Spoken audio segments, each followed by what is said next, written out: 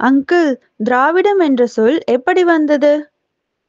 திராவிடம் என்ற சொல் நீண்ட காலமாகவே தமிழ் இலக்கியங்களில் பயன்படுத்தப்பட்டு வருகிறது.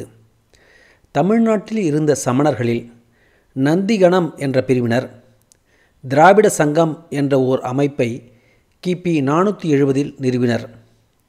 இதற்கு பிறகு 8-9ஆம் நூற்றாண்டுகளில் நம்மாழ்வாரின் திருவாய்மொழி திராவிட வேதம் என குறிப்பிடப்பட்டது.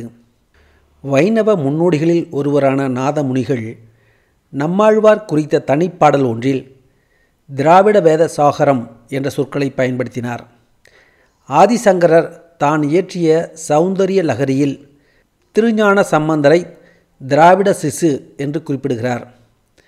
19ஆம் நூற்றாண்டில் கிறிஸ்தவ பாதிரியாரான கால்டுவெல் ஒரு மொழி குடும்பத்தின் பெயராக திராவிடம் என்ற சொல்லை முன்வைத்தார். அதாவது சமஸ்கிருதத்தின் ஆதரவின்றி இயங்கக்கூடிய தமிழ் மற்றும் 5 மொழிகளை அடையாளம் கண்டு அவற்றை திராவிட மொழி குடும்பமாக அடையாளப்படுத்தினார். 20ஆம் நூற்றாண்டின் துவக்கத்தில் பிரிட்டிஷ் நிர்வாகத்தில் இந்தியர்களுக்கு வேலைகள் அளிக்கப்பட ஆரம்பித்த போது பிராமணர்களே எல்லா வாய்ப்புகளையும் பெறுவதாக குரல்கள் எழுந்தன. இந்த காலகட்டத்தில் திராவிடன் என்ற சொல் கூடுதல் கவனம் பெற ஆரம்பித்தது.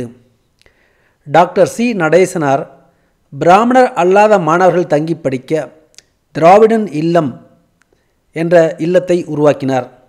இதற்கு பிறகு பிராமணர் அல்லாதோருக்கான தென்னிந்திய நல உரிமைச் சங்கம் உருவானது. இதற்கென வெளியிடப்பட்ட தமிழ் நாளிதழ் திராவிடன் என்ற பெயரில் வெளியானது. மொழி வழி மாநிலங்கள் பிரிந்தபின் தந்தை பெரியார் திராவிடம் என்ற சொல்லை ஆரியத்தை வலிமையாக எதிர்க்க பயன்படுத்தினார். அவரது சுயமரியாதை இயக்கம் திராவிடர் கழகமாக மாறியது. இவ்வாறு திராவிடம் என்ற சொல் நிலப்பரப்பு, பண்பாடு, மொழி, இனம், சித்தாந்தம் என பல்வேறு காலகட்டங்களில் வெவ்வேறு பொருள்பட பயன்படுத்தப்பட்டது. அங்கிள், திராவிடம், ஆரியம் பற்றி கொஞ்சம் எளிமையாய் சொல்லுங்களேன். மனிதர்கள் அனைவரும் சமம் என்பது திராவிடம்.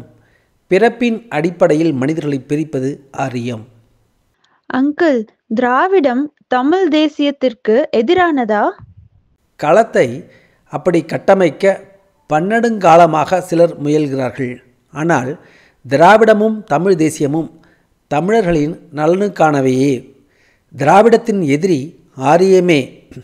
இந்த இருவரும் திராவிட ஆரிய சித்தாந்த போட்டியில் நானும் ரவுடிதான் என நடிகர் வடிவேலு சொல்வதைப் போல தேவையில்லாமல் தமிழ் தேசியம் குறுக்கே புகுந்து திராவிடத்தை வம்புக்கு இழுத்து ஆரியத்துக்கு அடிமைச் சேவகம் செய்கிறது. இந்த வீடியோ பற்றிய கருத்துக்களை கமெண்ட் பண்ணுங்கள். சேனலை மறக்காமல் சப்ஸ்கிரைப் பண்ணுங்கள்.